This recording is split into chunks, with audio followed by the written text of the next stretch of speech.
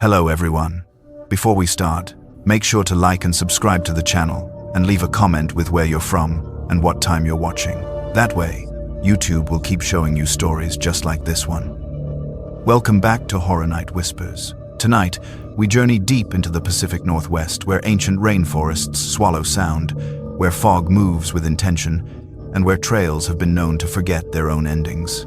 The Olympic Peninsula holds secrets older than any map can chart.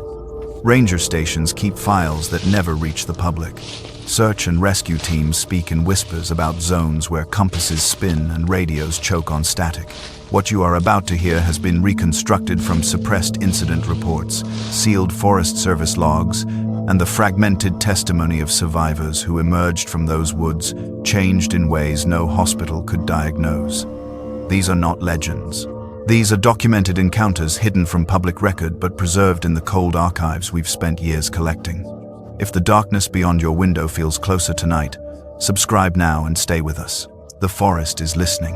The Olympic National Forest spans nearly 1 million acres of temperate rainforest, where Sitka spruce and western red cedar rise like cathedral pillars into perpetual mist. Rainfall here averages 12 feet annually. Moss blankets every surface, rocks, roots, fallen logs, creating a living carpet that muffles footsteps and distorts distance. Hikers who enter these trails describe a peculiar sensation, the feeling that the forest is breathing around them, expanding and contracting with each gust of coastal wind. Most emerge unchanged. Most. In March of 2019, Park Ranger Daniel Garrett filed an incident report that would never reach public channels. The document, stamped with internal review codes that indicate suppression, detailed the recovery of a missing hiker named Marcus Webb. Webb, a 43-year-old software engineer from Tacoma, had entered the Colonel Bob Trail 4 days earlier for a solo overnight trek. He was an experienced backpacker. He carried proper gear, registered his itinerary, and checked in with the ranger station before departure. Everything about his preparation suggested routine. What happened in those 4 days remains incompletely understood. The account that follows is drawn from Garrett's sealed report, Webb's psychological evaluation transcripts, and lab documentation that has since vanished from Forest Service archives. Marcus Webb began his hike on a Thursday morning under overcast skies. The Colonel Bob Trail climbs through old-growth forest before ascending to alpine meadows with views of the Pacific. Webb had completed this trail twice before without incident. He moved at a steady pace, stopping occasionally to photograph the moss formations that draped the understory. By noon, he had covered 6 miles. By early afternoon, the fog rolled in. Fog is common in the Olympic rainforest, but Webb noted in his recovered journal that this fog moved differently. It did not drift on air currents. It settled between the trees like something poured, thick and deliberate, filling the spaces between trunks until visibility dropped to 30 feet. Webb consulted his GPS. The device showed his position clearly. He continued forward. The first strange sign came 2 hours later. Webb realized he had passed the same fallen cedar 3 times. The tree was distinctive, a massive specimen that had toppled decades ago. Its root system now a wall of earth and tangled wood. He had photographed it on his first pass. When he encountered it again, he assumed he had become disoriented. He checked his GPS. The device indicated he had traveled 1.2 miles northeast, but the tree was unmistakable. And when he passed it a 3rd time, the moss on its trunk had changed position. Webb stopped walking. He studied the moss. In his later testimony, he described it as breathing, though he understood this was impossible. The green carpet that covered the fallen cedar appeared to pulse slow expansions and contractions, like the rhythm of something sleeping. He told himself it was an optical illusion. He told himself the fog was playing tricks with depth perception. He resumed walking, faster now, and did not look back. By nightfall, Webb had covered what his GPS claimed was 12 miles, but he had not reached the alpine meadows. He had not reached any landmark he recognized.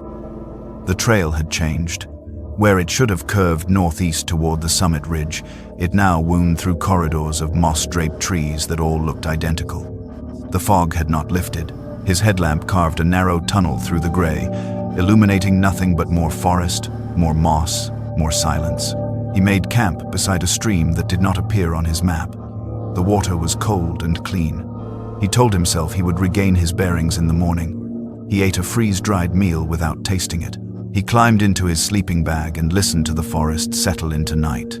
At approximately 2 a.m., Webb heard his wife's voice. The voice came from somewhere deeper in the trees.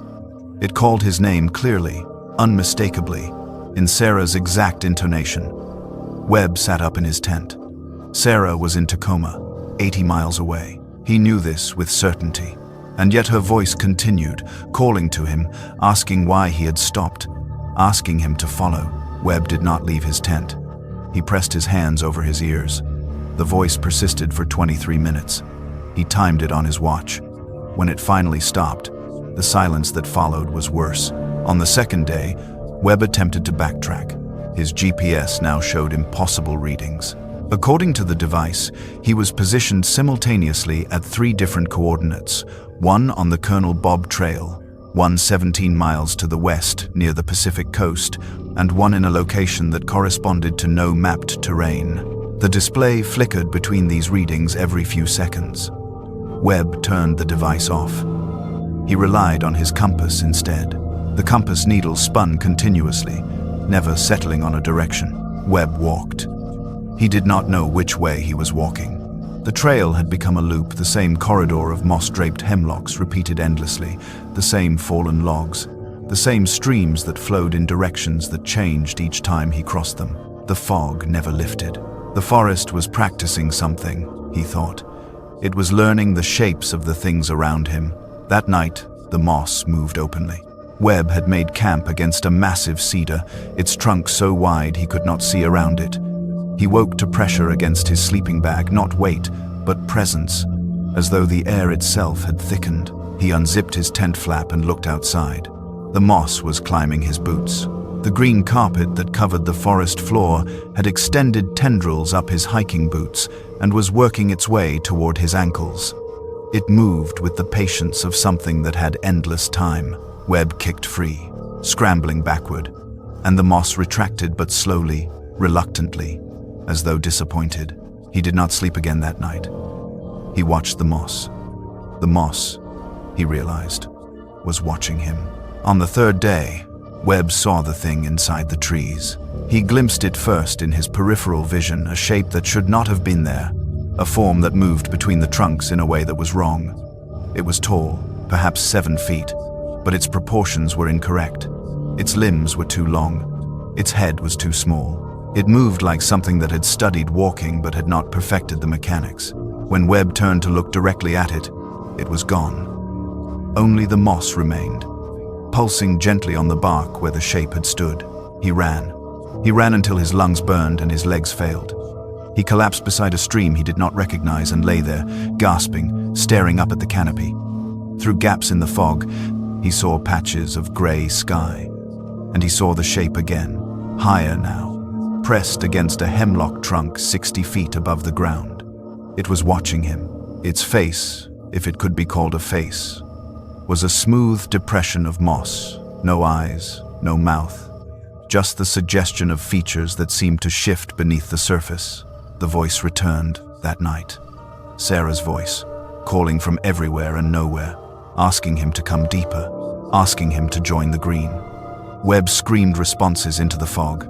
The voice answered in his own words, twisted slightly, as though something was learning his patterns. On the 4th day, Marcus Webb stopped walking and started crawling. He no longer trusted his legs.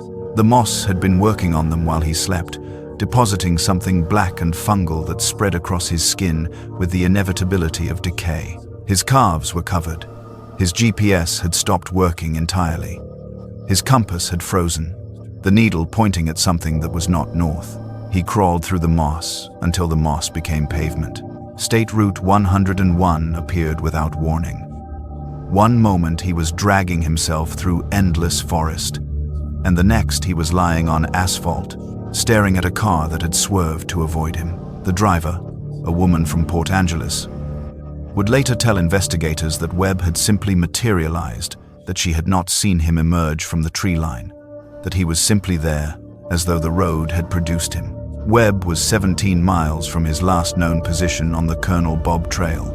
He had traveled this distance in 4 days, most of it in circles. His boots were coated in a black fungal substance that Forest Service lab technicians could not identify. The growth had spread from his footwear up his calves, forming patterns that one technician described in her notes as deliberately arranged, almost architectural. Standard antifungal treatments had no effect. The substance simply stopped spreading on its own, as though it had completed some purpose. Ranger Daniel Garrett processed Webb's incident report personally. He noted the impossibility of the GPS readings, the multiple simultaneous coordinates, the temporal disorientation that left Webb unable to account for nearly 18 hours of his 4-day ordeal. He noted Webb's insistence that something had been walking inside the moss, wearing the shapes of trees. He noted the drawings Webb produced during his psychological evaluation, maps of the looping trail section, each one showing the same landmarks arranged differently, as though the forest itself was reorganizing. 3 weeks after Webb's recovery, the Forest Service sealed the trail segment where his ordeal had occurred. The official citation listed erosion concerns, internal memoranda, obtained through channels we cannot disclose, referenced compass failures, radio distortion, and the recovery of equipment belonging to hikers who were never reported missing. The moss samples taken from Webb's boots were logged into the Forest Service evidence system on the 23rd of March 2019. By March 29, the samples had vanished. No transfer documentation exists. No personnel have claimed responsibility for their removal. Webb returned to Tacoma, but he did not return to his former life. His wife reported that he began sleeping outside, claiming the house felt wrong too far from the trees. He would stand at their bedroom window for hours, staring at the small grove of ornamental cedars in their backyard. She filed for divorce in August of that year. In her petition, she noted that Webb had stopped speaking in complete sentences, that his conversations had become loops, fragments that repeated with minor variations. She also noted that he had begun humming in his sleep a low, rhythmic sound that reminded her of wind through branches. Ranger Daniel Garrett resigned from the Forest Service in December 2019. His final log entry, written the night before he cleared his desk, contained a single sentence that has since been redacted from official records but preserved in the documentation we have obtained. The sentence read, "The forest is practicing voices. Garrett's current whereabouts are unknown. Inquiries to his family have gone unanswered." A colleague who worked with him at the Olympic Ranger Station stated, off the record, that Garrett had become convinced something was following him, something that moved at the edge of his vision, something that breathed with the rhythm of growing things. The Colonel Bob Trail remains partially closed. Hikers who venture near the sealed section report unusual phenomena: fog that moves against the wind, compass, needles that spin without settling, and sounds that resemble familiar voices calling from deeper in the trees. Local search and rescue volunteers have established an informal protocol. Never enter the sealed zone alone. Never respond to voices that call your name. And never, under any circumstances, stop moving if the moss begins to pulse. The forest remembers everyone who enters. And somewhere in that tangle of ancient green, something is still learning to speak. The next testimony was extracted from archived park communications, a satellite transmission that should never have been sent. From a location that, according to official records, no longer exists on any map. In the autumn of 2017, wildlife biologist Sarah Chen arrived at a remote research station on Washington's Olympic Peninsula, assigned to monitor elk migration patterns along the ridgelines near Hurricane Ridge. What the National Park Service recovered from her abandoned equipment would prompt an internal investigation that remains classified to this day. Chen's field notes, audio recordings, and thermal imaging footage document 9 days of escalating atmospheric anomalies, phenomena that contradicted every known principle of meteorology.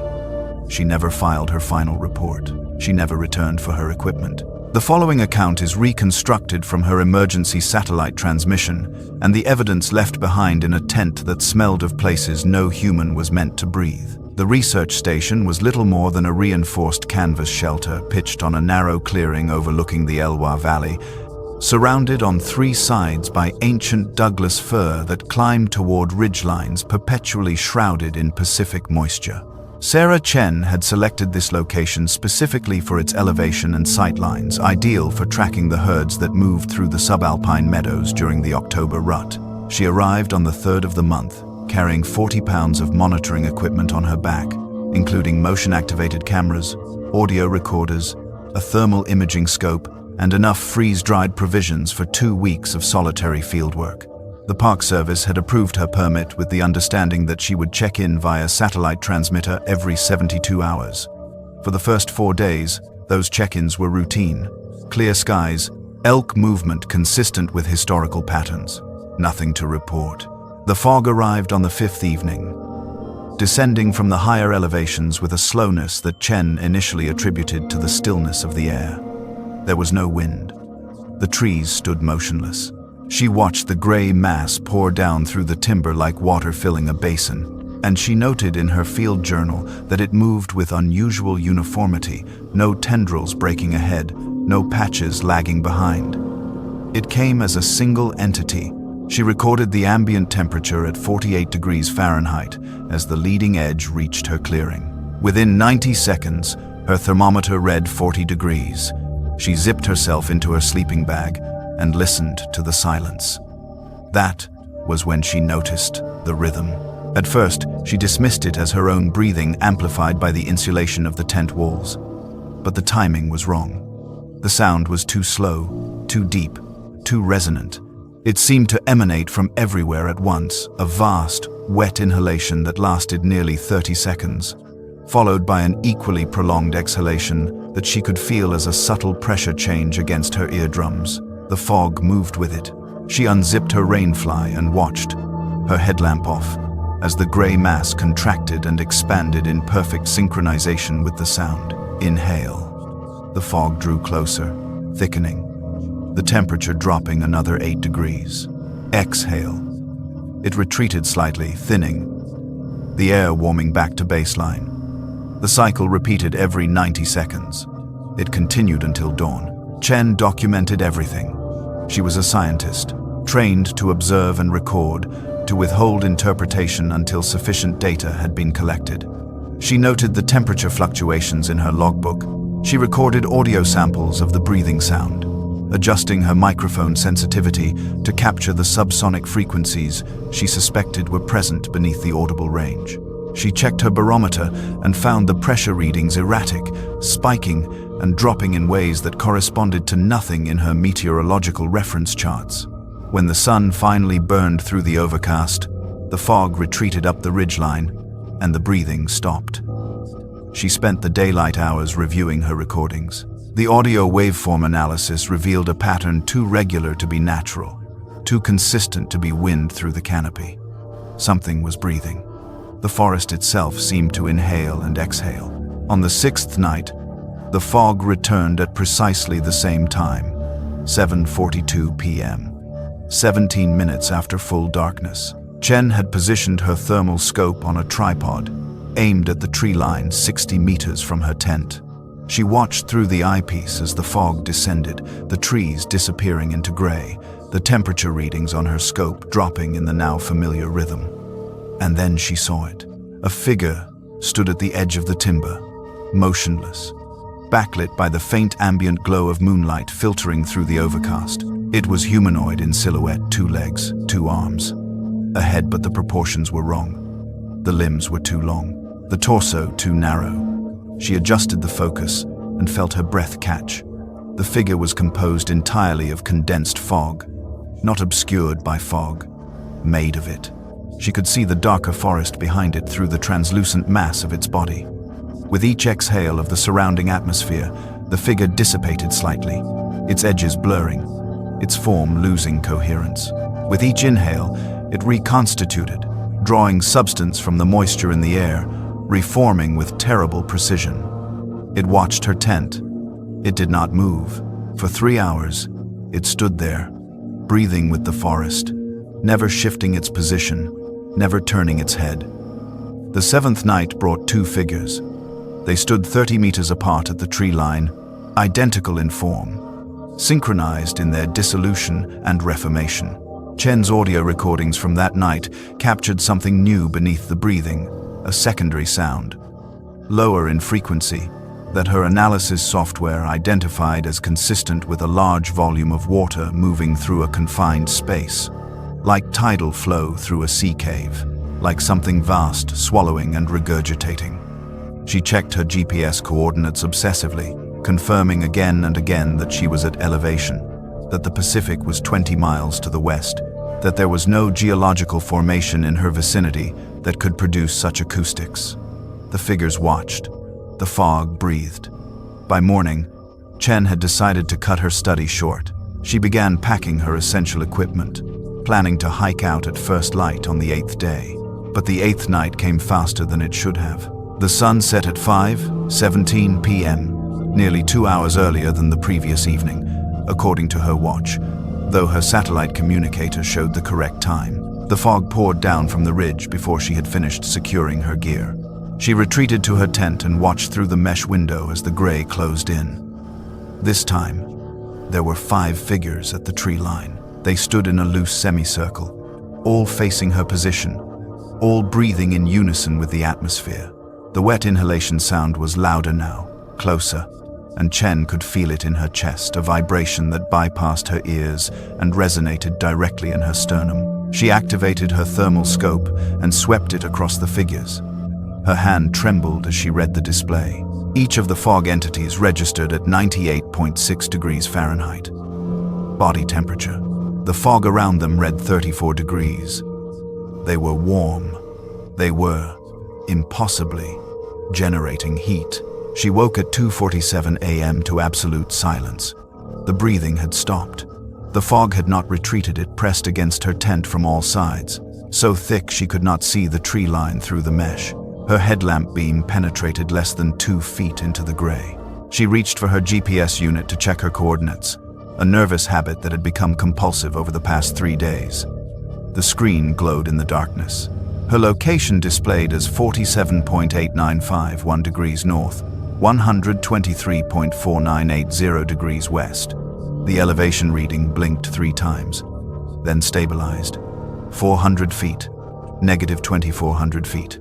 She was, according to the device, below sea level. She was, according to the device, underwater. Chen unzipped her tent fly and the smell hit her immediately, salt and rot, the unmistakable stench of tidal decay, of things that had died in the ocean and washed up on forgotten shores. The fog was not fog. It was cold and wet against her skin, heavier than moisture should be, coating her face and hands with a film that tasted of brine when she licked her lips. She turned her headlamp in a slow circle and stopped breathing. They surrounded her. Dozens of them.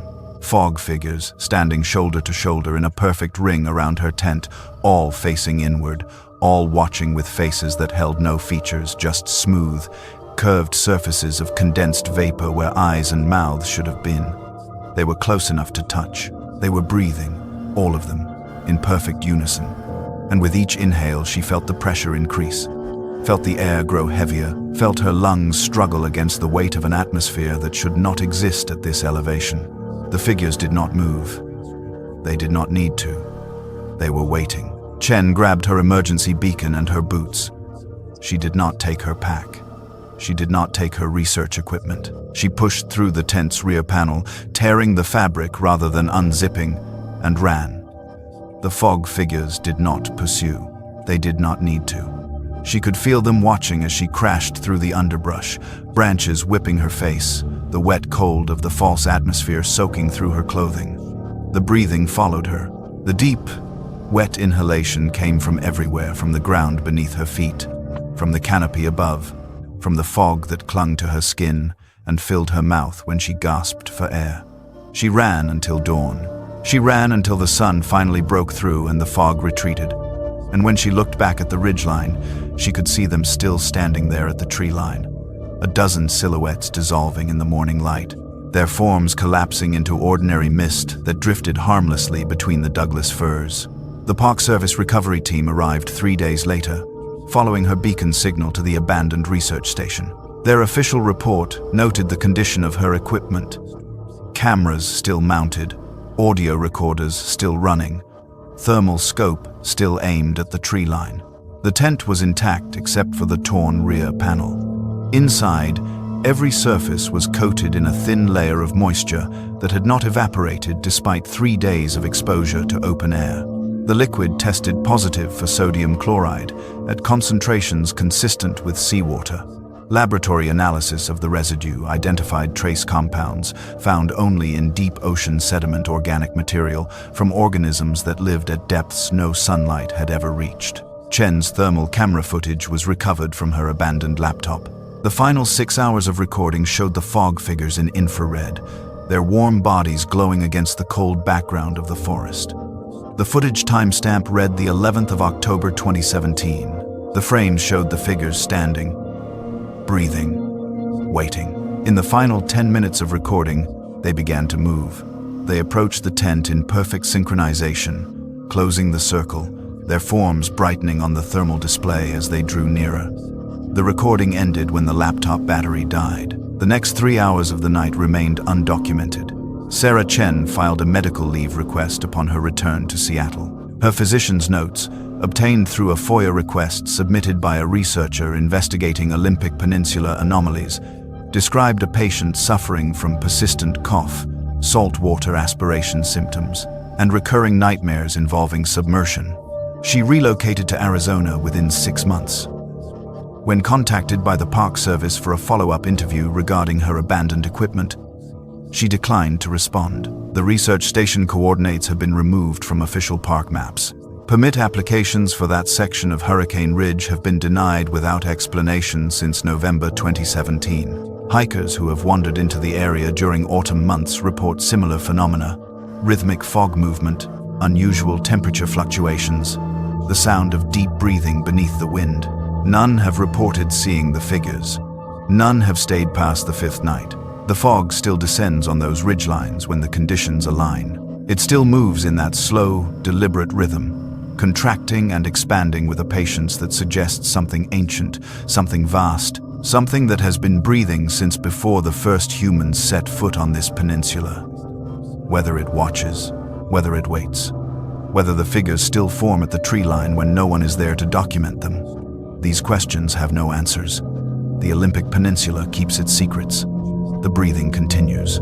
And somewhere in the archives of the National Park Service, a satellite transmission remains classified 9 minutes of audio captured on Sarah Chen's final night, in which the breathing stops, the silence stretches, and a voice that is not hers, whispers, coordinates to a place that exists 2,000 feet beneath the Pacific, in waters no living person has ever mapped.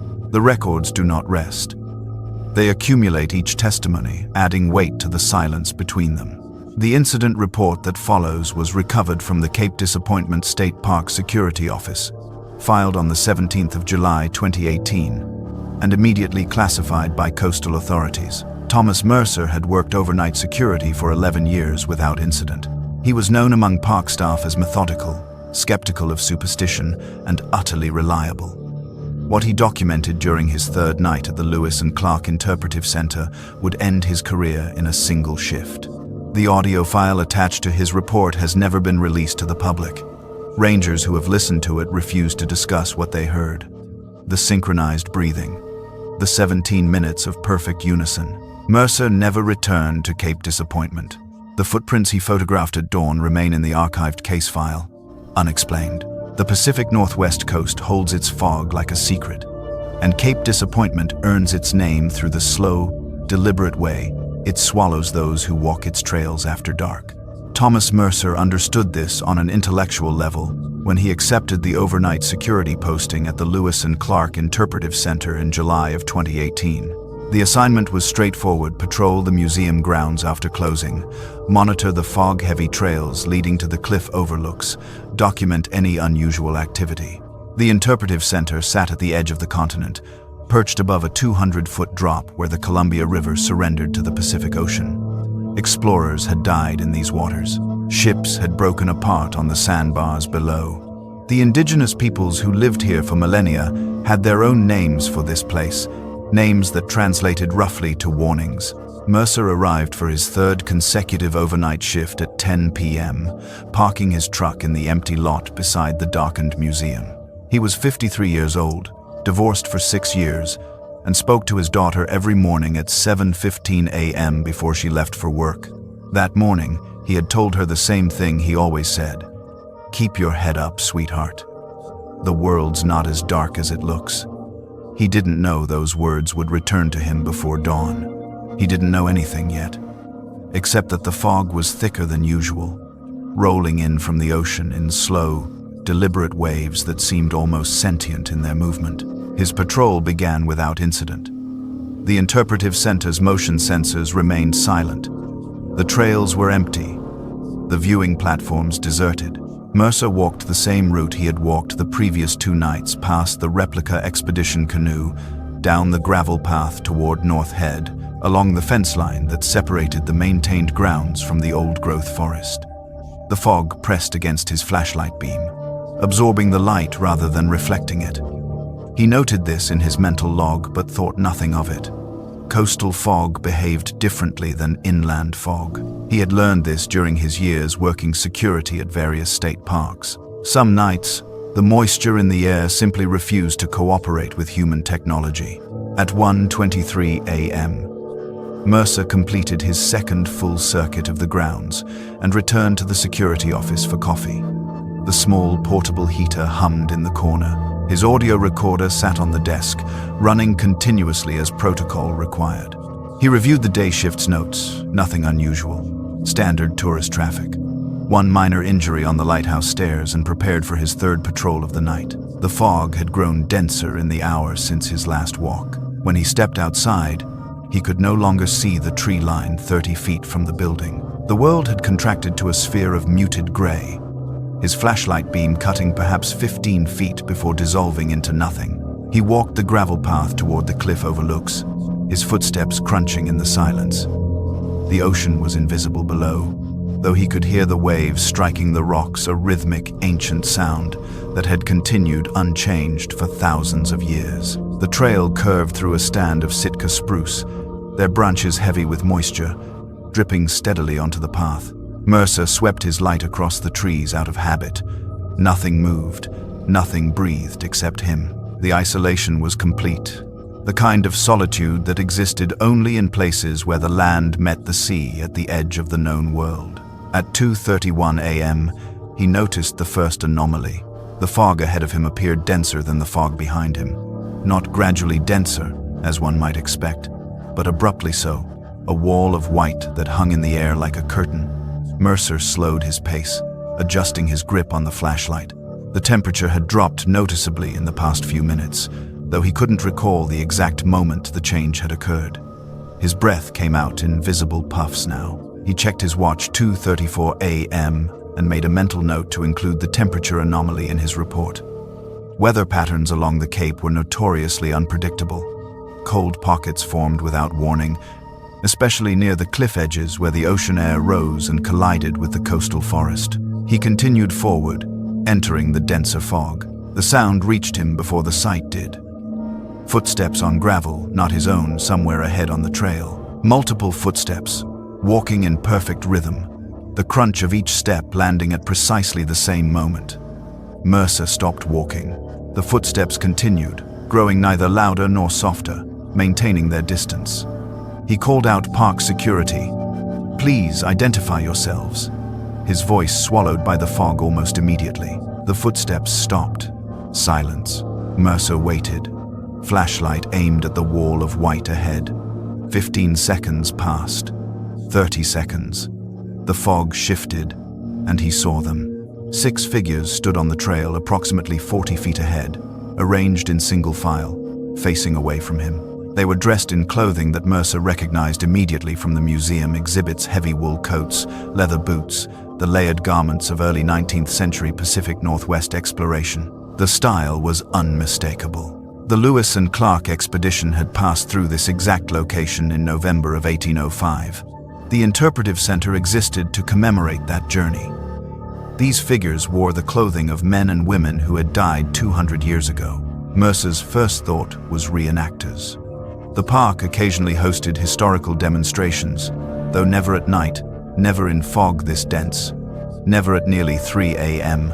His second thought was trespassers, perhaps teenagers who had broken into the museum's costume storage for some ill-advised prank. But the figures didn't move like teenagers. They didn't move like anyone Mercer had ever seen. They stood perfectly still, perfectly silent, perfectly aligned on the trail as if waiting for something. He called out again, announcing himself as security, requesting identification. The figures did not respond. They did not turn. They gave no indication they had heard him at all. Mercer began walking toward them, his footsteps loud on the gravel, his flashlight beam cutting through the fog. At 30 feet, he noticed the first detail that would later appear in his incident report. The figures were not breathing visibly. In fog this cold, with temperatures that had dropped to near freezing, every exhalation should have produced a visible cloud. Mercer's own breath billowed before his face with each step. The 6 figures ahead produced nothing. At 20 feet, he noticed the second detail. Their feet visible beneath the hems of their period costumes were bare. Despite wearing heavy leather boots, their feet were bare, pale, and motionless on the gravel path. The boots existed, clearly visible, but they did not contain feet. The feet existed separately, pressed against the stones, toes slightly curled as if gripping the earth. Mercer stopped at 10 feet.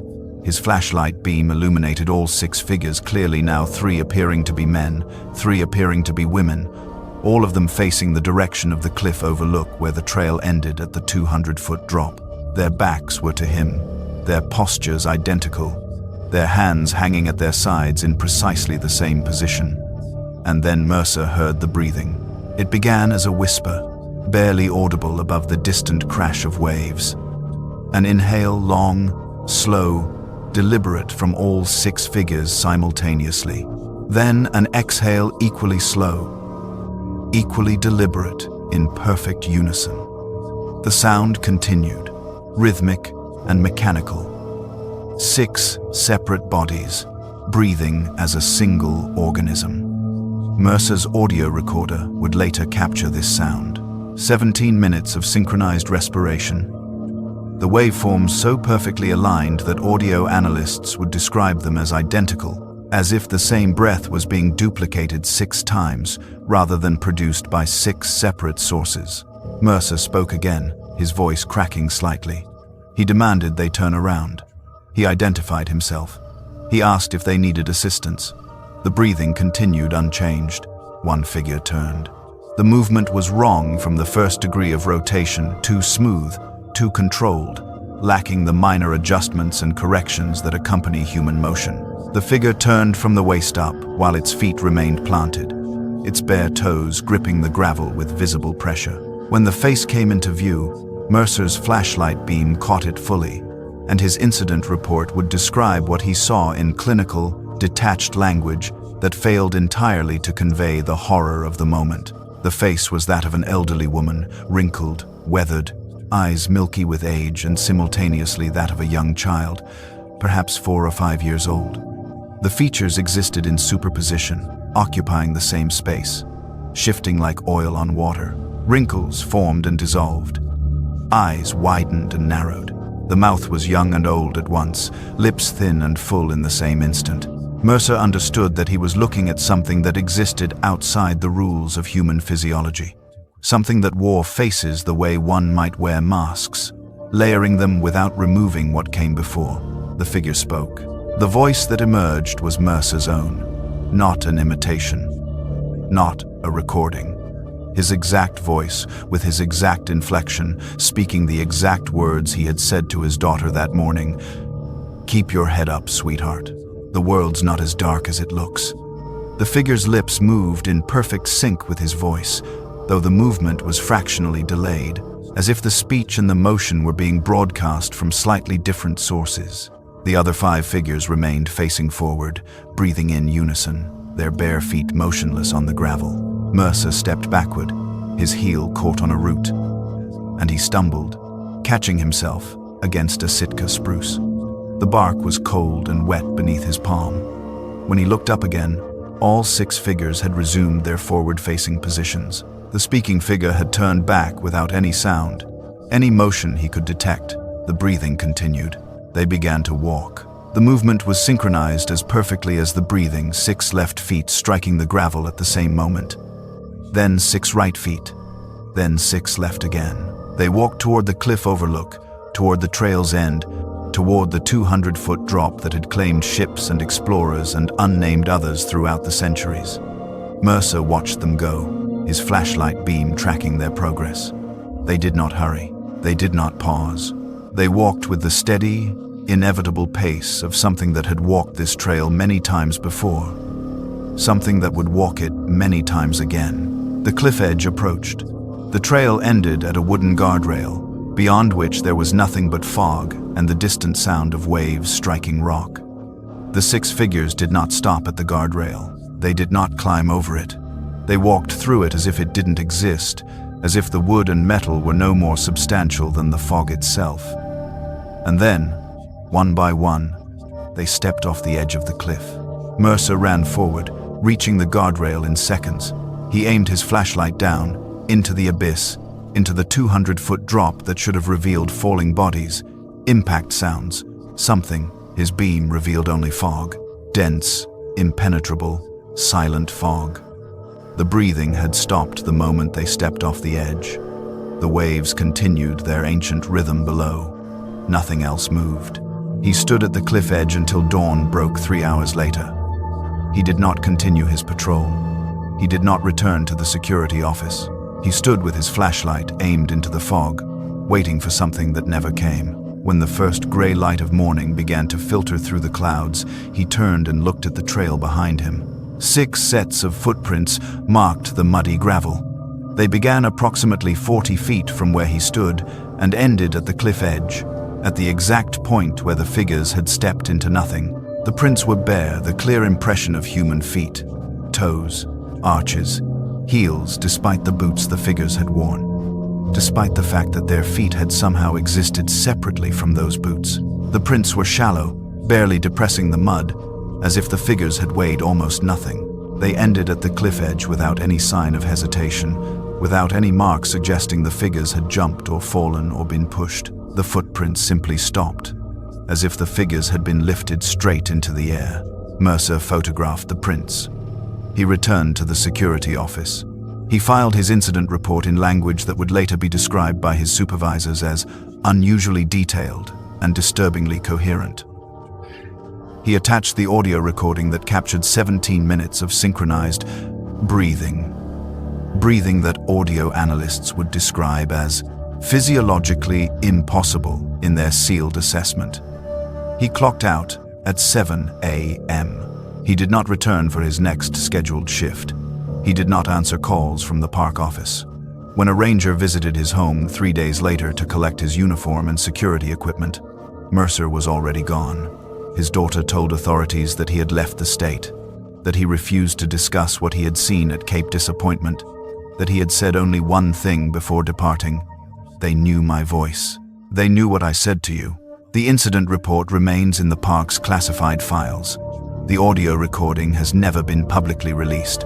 Rangers who have listened to it describe the breathing as the most disturbing thing they have ever heard. Not because it sounds inhuman, but because it sounds too human, too perfect, too synchronized to have come from separate sources. The footprints Mercer photographed were washed away by rain the following morning. No evidence remains except the report, the recording, and the testimony of a man who quit his career rather than spend another night at the place where the continent ends and the fog keeps its secrets. The trail to the cliff overlook remains open. Hikers walk it every day, pausing at the guardrail to take photographs of the Pacific. Most of them don't stay past sunset. Most of them don't hear the breathing. But the park rangers who work the late shifts at Cape Disappointment know to avoid that trail after midnight. They know what Mercer saw. They know what walked off that cliff and left footprints in the mud.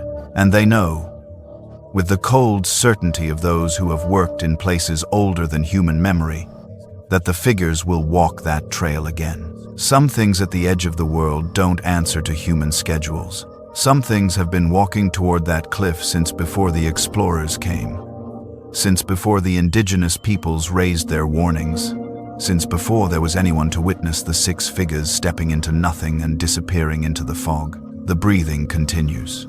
The case file remains open. The evidence mounts, each account darker than the last.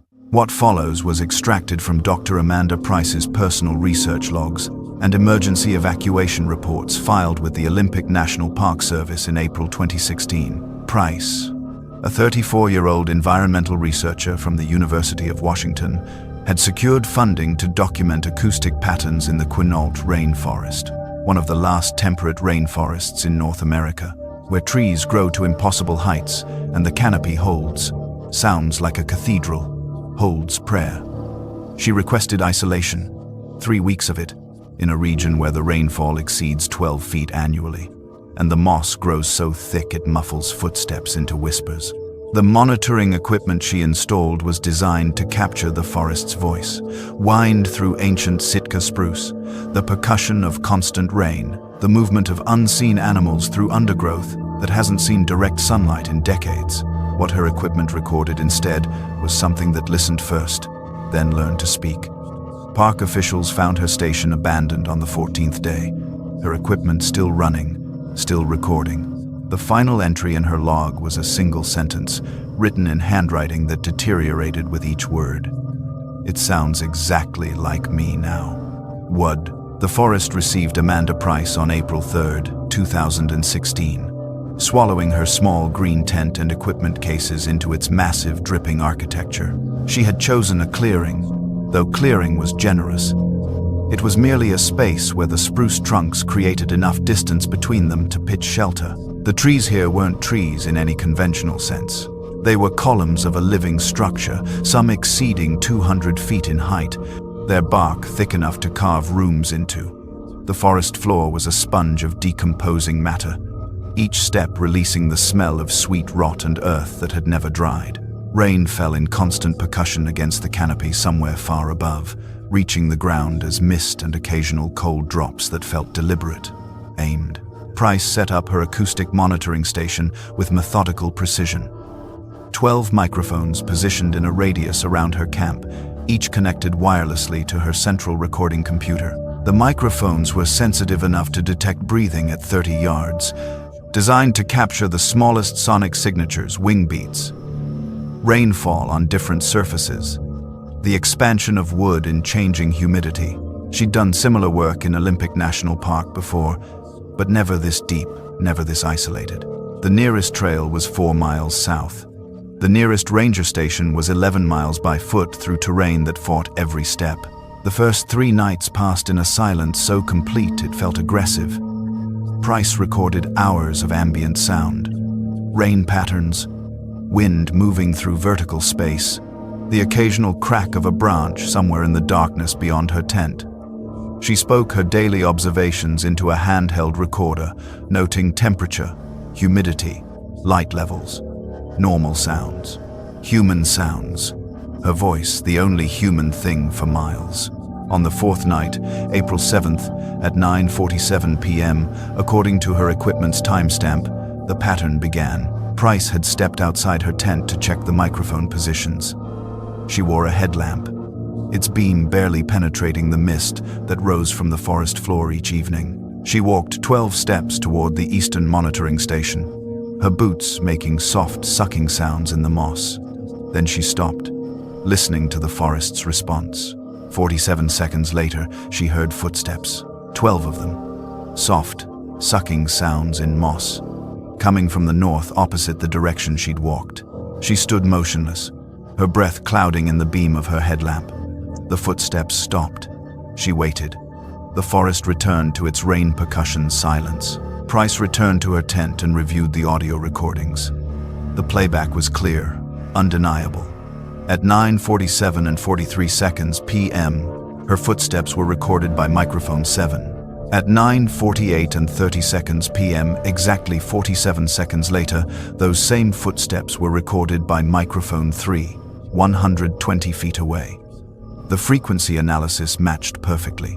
The rhythm, the pressure patterns, the subtle variation in each step identical. She noted it in her log as an acoustic anomaly.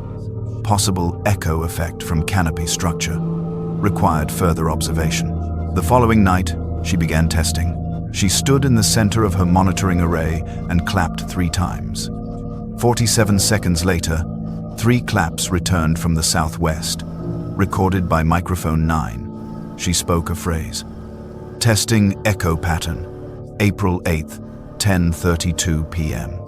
47 seconds later, her own voice came back from the east, every word clear, her inflection perfect, down to the slight hesitation before pattern.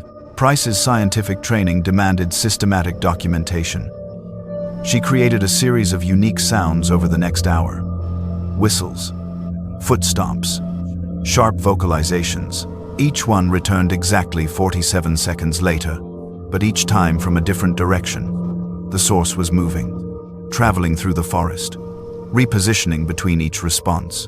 On the 6th night, April 9th, the delay shortened to 31 seconds.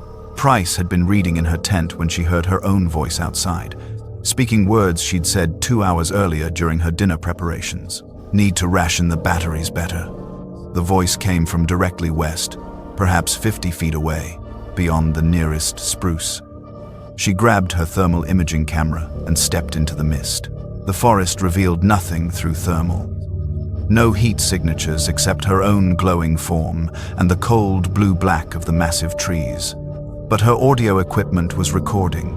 She listened through headphones in real time as she spoke. Show yourself. 31 seconds later, from the south. Show yourself. Her voice, her exact tone. She moved toward the sound. The entity, she had begun thinking of it as an entity. No longer an echo moved. 2. Her equipment tracked it, circling her position, maintaining distance, staying beyond the range of her lights. She tested movement patterns, walking north, then stopping abruptly. 31 seconds later, the sound of footsteps from the east, then stopping, walking in a circle, stopping, starting. Each movement reproduced with precision that denied coincidence. That night, she couldn't sleep. She lay in her sleeping bag, reviewing the recordings, mapping the entity's movements. It was covering ground quickly, too quickly for any animal she knew. The forest floor was treacherous, thick with roots and moss and hidden drops.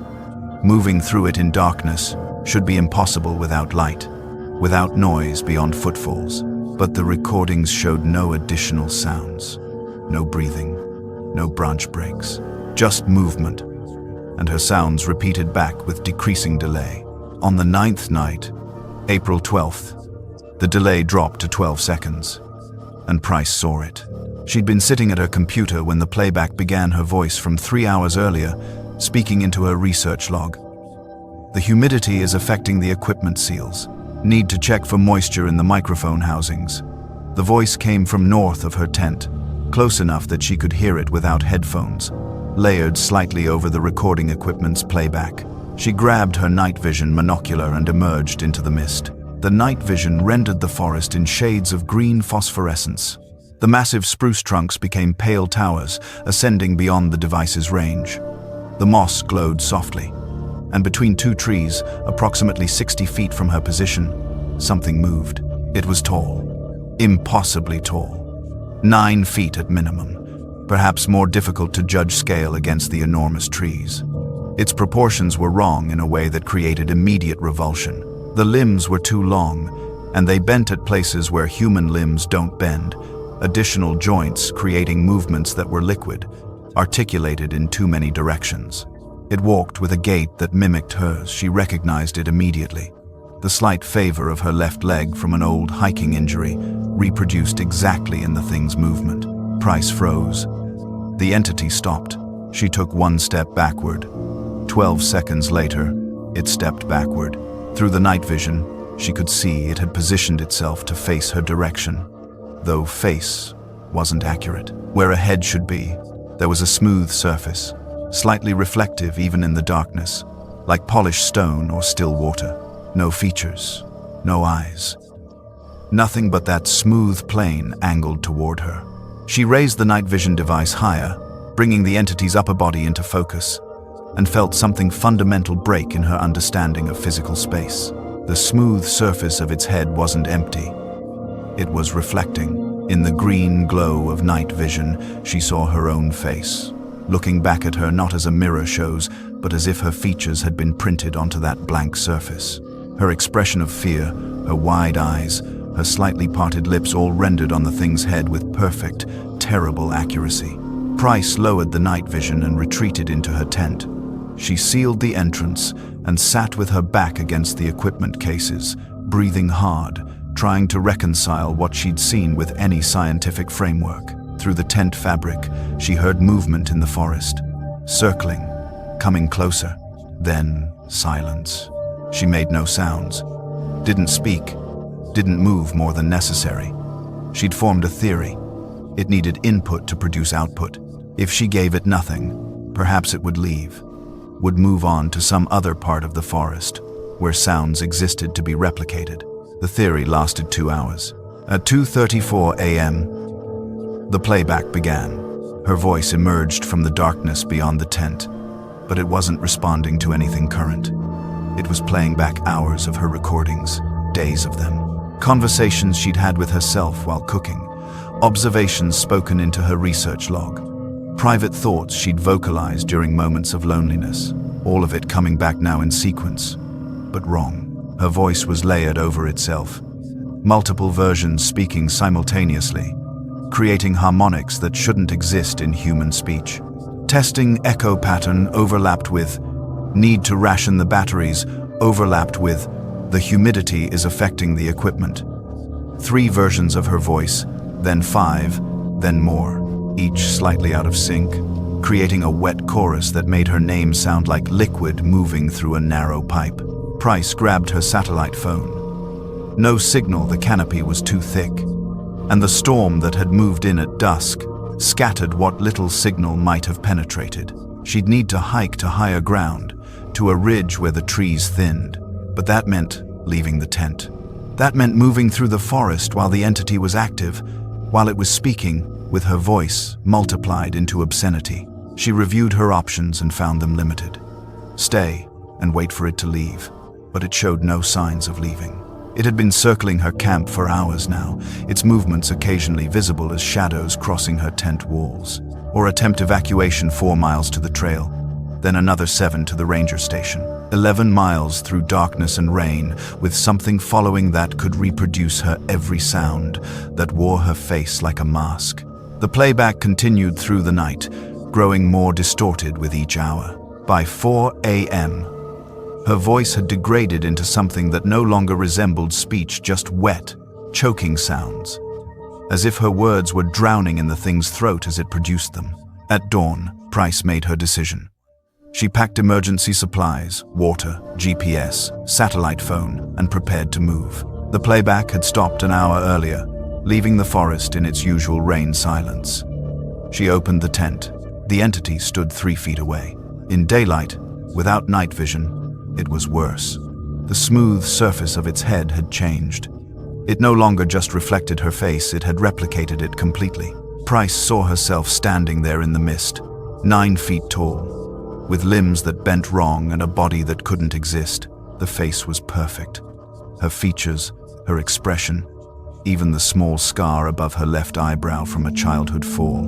But the eyes moved independently of each other, tracking in different directions, scanning her with an attention that felt hungry, studious. The entity breathed. She heard it clearly, her own breathing pattern, the slight wheeze she got at high elevation, reproduced by something that shouldn't breathe at all. It breathed when she breathed, in perfect synchronization, as if they shared lungs. Price didn't run. Running would create sounds, and sounds were what it wanted, what it fed on, what it used to build itself into something more complete. She walked backward slowly, maintaining eye contact with her own face worn by an impossible body. 1 step, 2, 3. The entity matched her movements exactly, walking backward as she walked backward, maintaining the 3-foot distance. She reached her tent and grabbed the satellite phone. The entity's head tilted her head, tracking the movement with both eyes, now aligned, focused. She ran. The forest swallowed her immediately, the massive trees creating corridors that twisted and merged. Behind her, she heard footsteps matching her pace, her rhythm, her exact pattern of movement through the undergrowth. She didn't look back.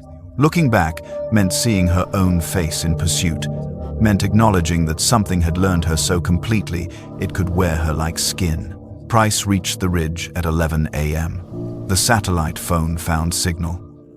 She called Olympic National Park Emergency Services and reported an immediate evacuation requirement. When they asked for details, she said only, "Unexpected wildlife encounter. Requesting immediate extraction." The helicopter arrived 4 hours later. They never went back for her equipment. Park officials classified the incident as a routine evacuation due to extreme weather. Though the weather that week was typical for April in the Quinault, constant rain, nothing unusual, nothing that would normally trigger evacuation protocols. Price's final research log entry was recovered when her equipment was finally retrieved 2 weeks later by a ranger patrol. The handwriting deteriorated across the sentence, starting clear and ending in a barely legible scrawl. "It sounds exactly like me now." The recording equipment was still running when they found it. 14 days of audio, stored in memory. The Rangers reviewed the first day, then the fourth, then the ninth. They stopped listening after that. The files from the final night remain sealed in Olympic National Park archives, classified under administrative hold. The official reason given, inconclusive data due to equipment malfunction. But 3 rangers who heard portions of those final recordings reported the same thing. Hours of breathing sounds, perfectly synchronized, as if 2 people were sharing the same lungs. And beneath that, something moving through the tent, close enough to touch the microphones, creating small sounds, the rustle of fabric, the creak of weight on the floor, sounds that shouldn't exist in an abandoned campsite. The Quinault Rainforest records 140 inches of rainfall annually. The sound of that rain falling through 200 feet of canopy creates a constant acoustic presence, white noise that absorbs everything.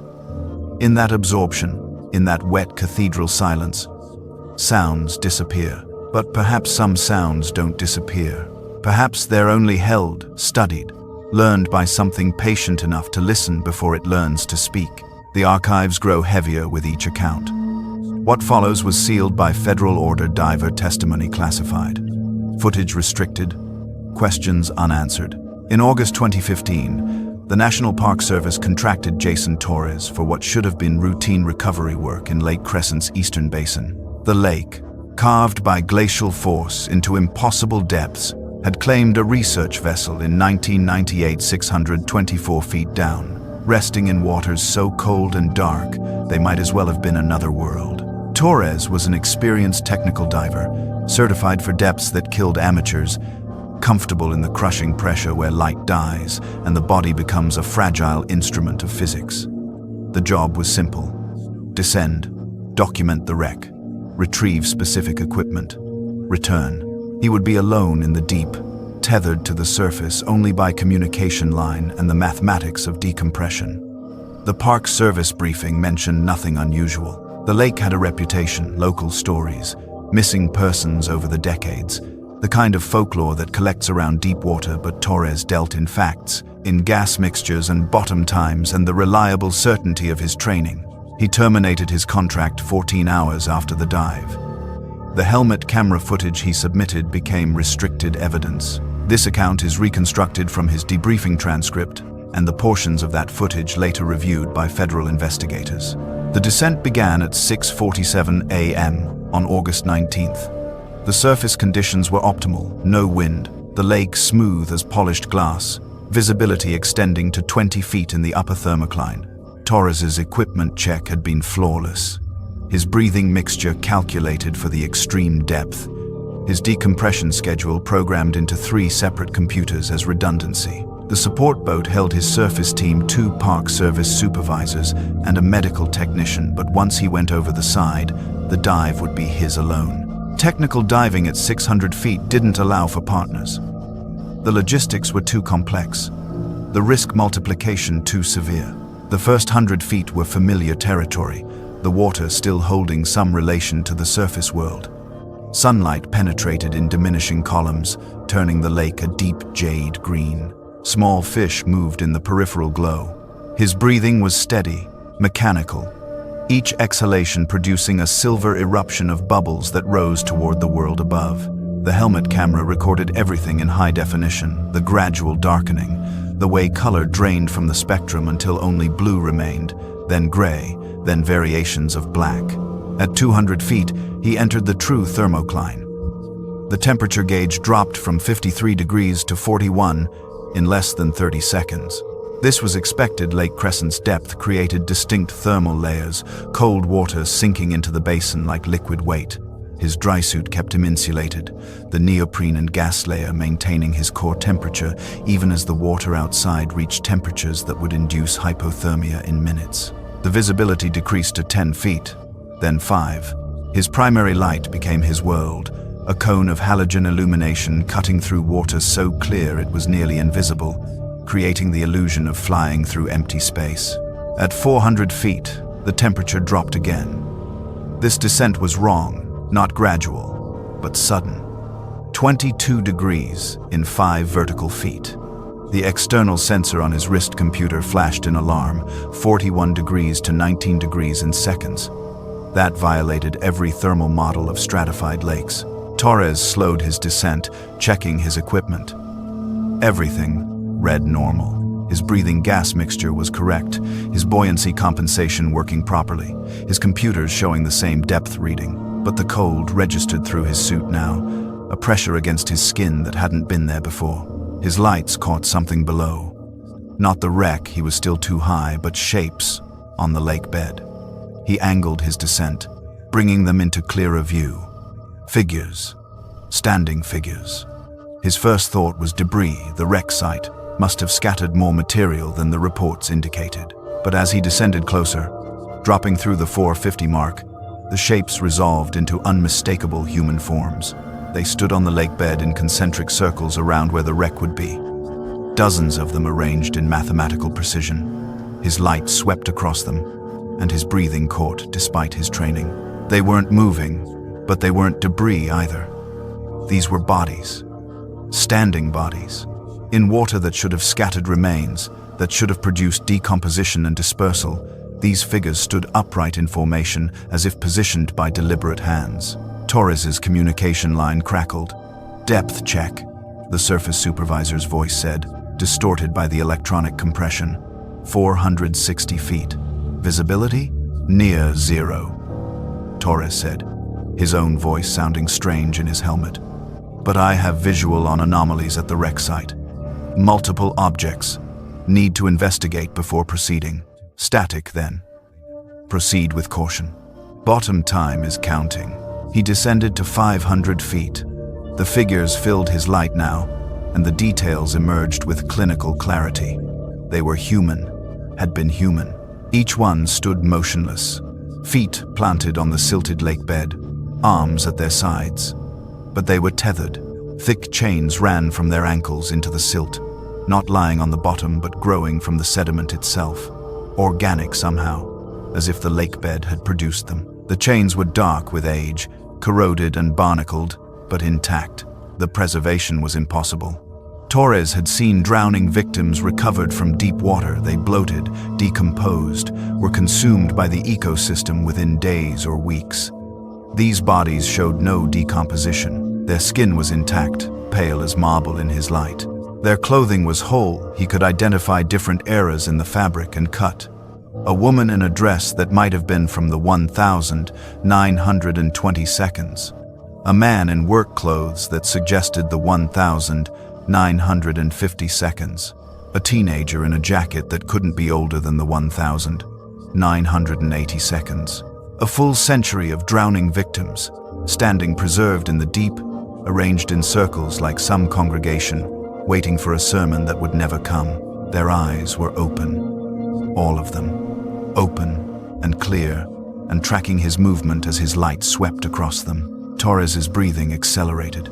He forced it down. Panic at this depth meant death, meant nitrogen narcosis and poor decisions, and running out of gas before reaching the surface. He maintained his descent, moving toward the wreck site at the center of the circles. The figures numbered in the dozens now, perhaps 50 or 60, all standing in their chains, all watching. Their heads turned as he passed overhead, following his progress with movements so slight he might have imagined them. Except the helmet camera was recording everything. And when he glanced back, they had definitely shifted position, their gazes tracking him like iron to a magnet. At 580 feet, his depth gauge flickered. The digital readout jumbled 600, 450, 0, 1,000, 200, -500 numbers that made no physical sense. He tapped it, but the display continued its impossible fluctuations. His backup gauges showed the same chaos. Only his third computer, mounted on his wrist, maintained a steady reading. 582 feet. One of the figures stood directly below him now, closer than the others, positioned between him and the wreck site. A man, young, wearing clothes that Torres recognized as contemporary jeans, a hiking jacket, modern boots, missing persons, Torres thought.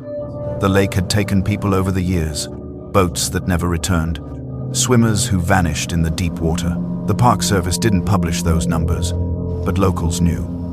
Now he understood where they went, not scattered by currents or carried to shallow water, but collected here, chained to the bottom in this impossible preservation.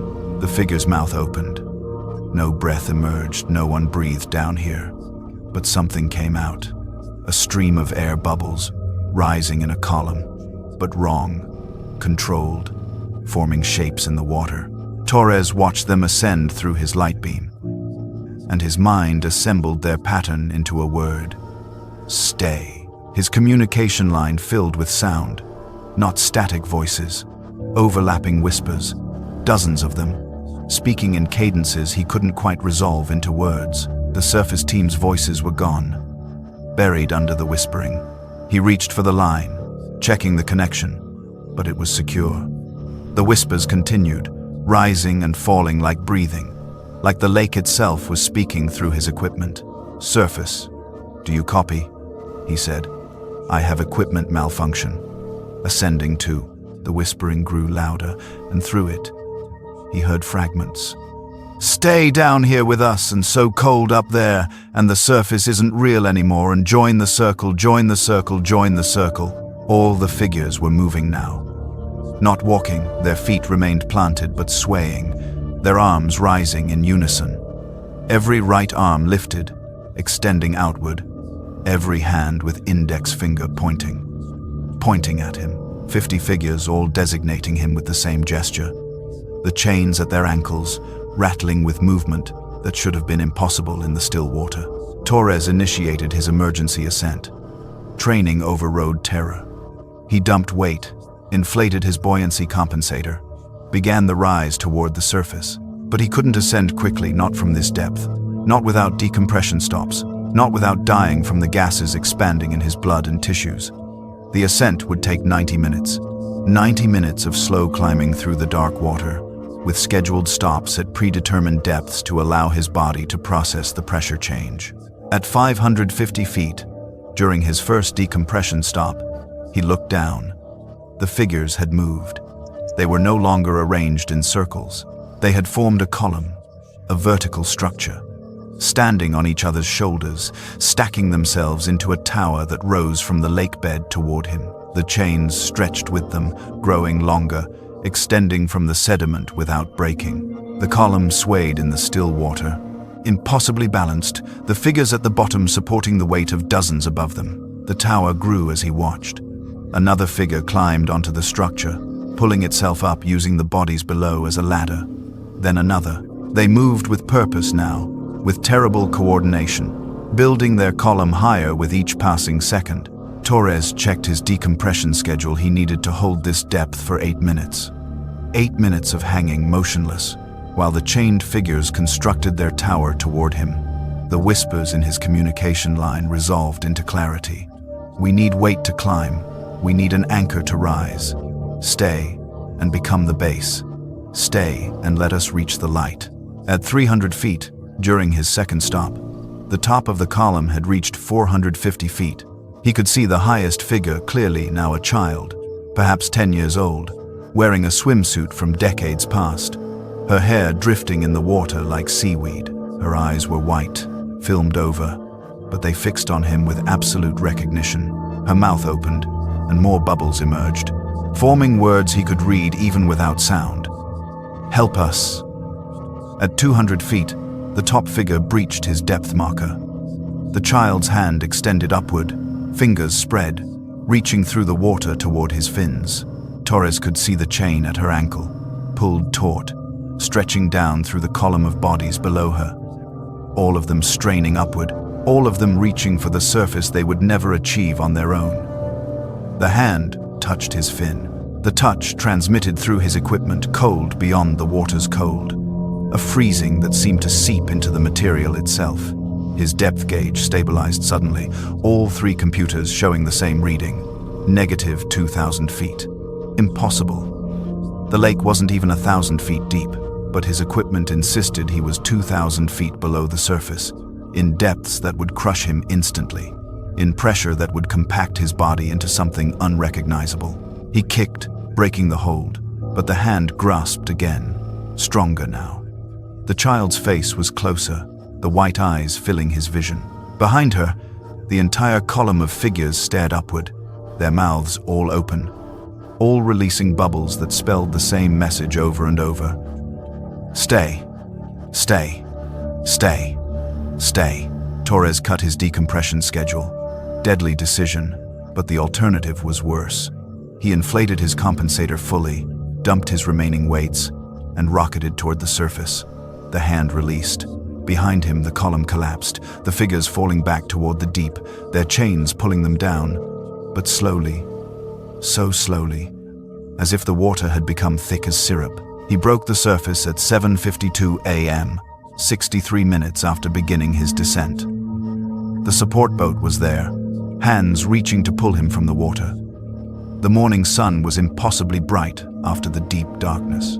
He couldn't speak, his body was going into decompression sickness, nitrogen forming bubbles in his blood and joints. The medical technician initiated emergency oxygen protocols while the boat raced toward the nearest hyperbaric chamber, 3 hours away in Seattle. But before they loaded him into the helicopter that met them at the marina, Torres grabbed the Park Service supervisor's arm. "The camera," he said through the oxygen mask. "Watch the footage. They're still down there, still waiting." The supervisor nodded. But Torres saw the expression, the professional dismissal of a diver suffering from narcosis and panic. They would watch the footage later, in a federal office, and they would classify it as restricted, and they would seal the Eastern Basin to all diving operations under the classification of environmental hazard. Jason Torres recovered after 2 weeks of hyperbaric treatment. He never dove again. The footage from his helmet camera remains classified under National Park Service internal review protocols. The eastern basin of Lake Crescent has been closed to all submersible operations since August 2015, with depth restrictions enforced by federal rangers. No official reason has been provided to the public. The research vessel, from 1,998, remains unretrieved at 624 feet. Local missing person cases from the past century, 47 individuals who vanished in or near Lake Crescent, remain open files.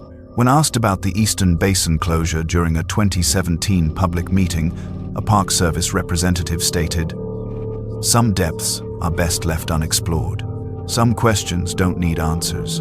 The lake keeps what it claims."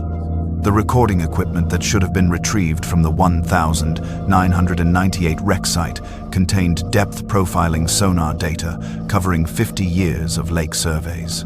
That data was never recovered.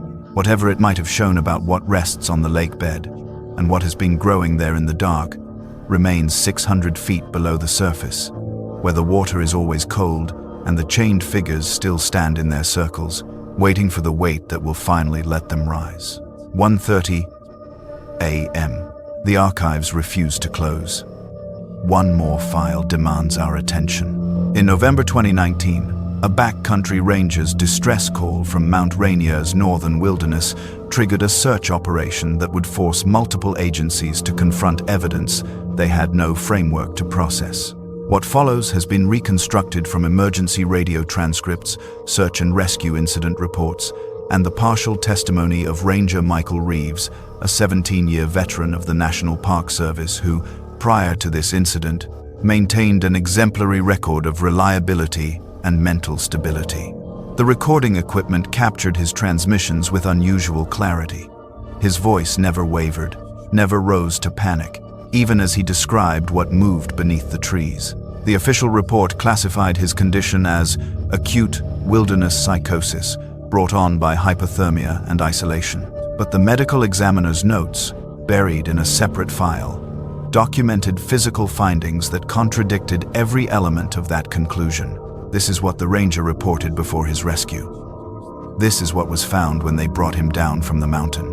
The Wonderland Trail stretched through Douglas fir and western hemlock in layered silence, the kind of quiet that pressed against the eardrums like altitude. Michael Reeves had walked this northern sector 43 times across 8 seasons, knew every switchback and creek crossing, could navigate by the spacing of avalanche lilies even in poor visibility.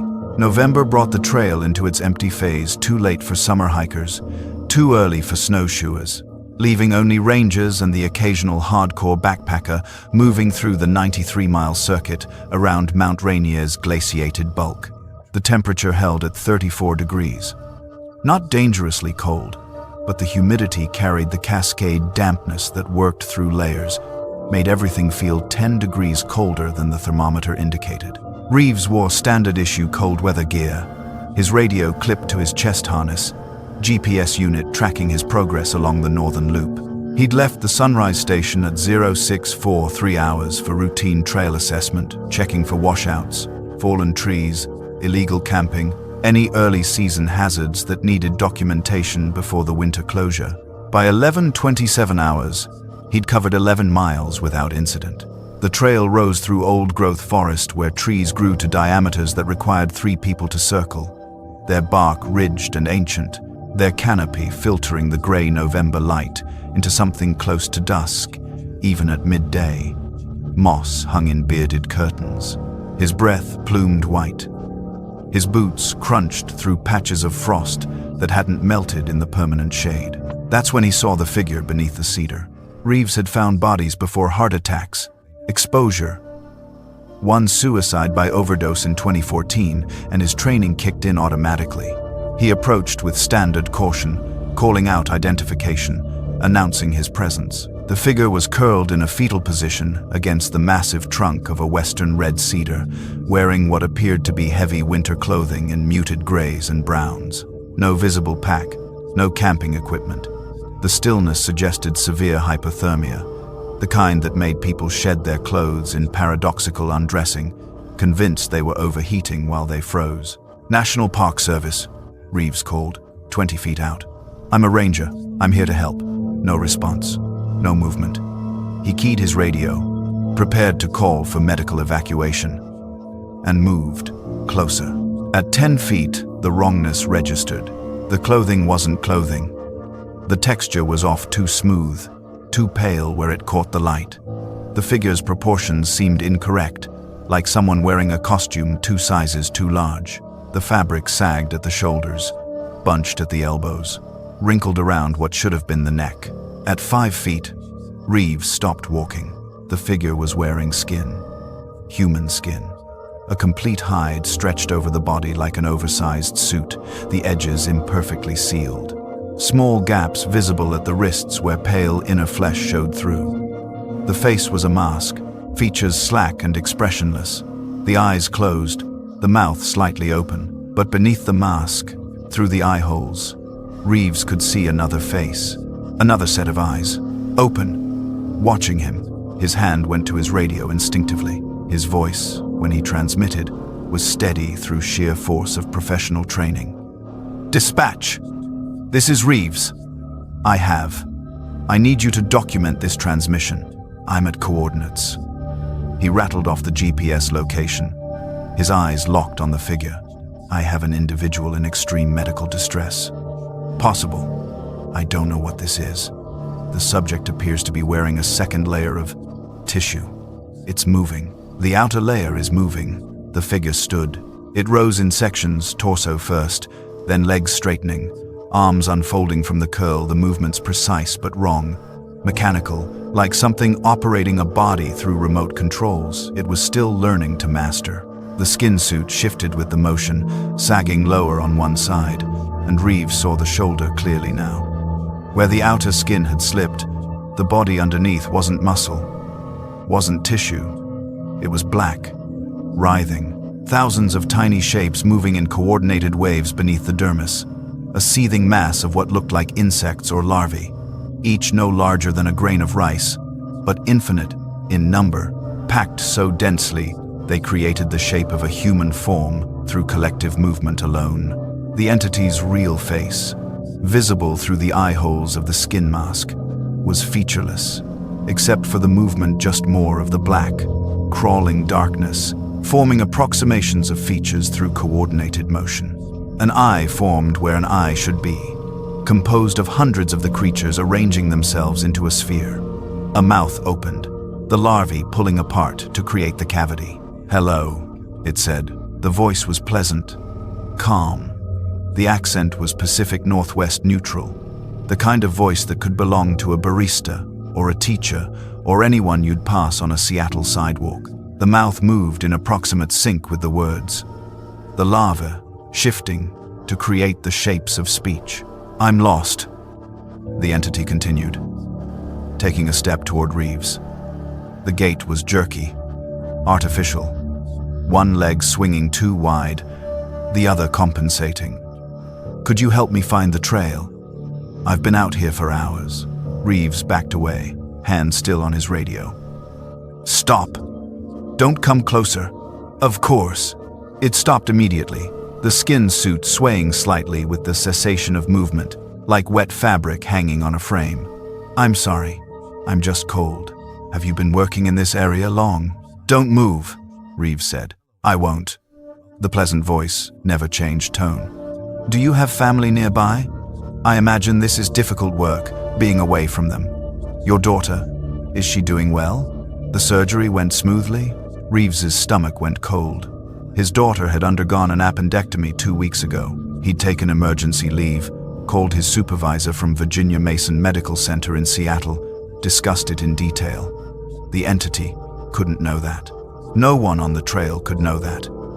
He'd told no one here. "How do you know about that?" His voice finally cracked. "You seem like a caring father," the entity said. "When do the other rangers arrive? Your route suggests a full northern circuit. That means someone will meet you at the Mystic Lake Junction, doesn't it? Around 1,600 hours? The specific knowledge was impossible. The timing was accurate. Reeves felt his training collapse under the weight of wrongness. He turned and ran. The GPS unit on his chest tracked his path. Southeast through the forest, off-trail, pushing through Salal and Oregon grape, his breath ragged, branches catching his jacket. He ran for 20 minutes, putting what felt like 2 miles between himself and the cedar tree, until his lungs burned and his legs weakened. He stopped in a small clearing, doubled over, checking the GPS screen to reorient. According to the coordinates, he was standing 30 feet from the cedar tree where he'd started. That was impossible. He'd run in a straight line, never turned, never doubled back.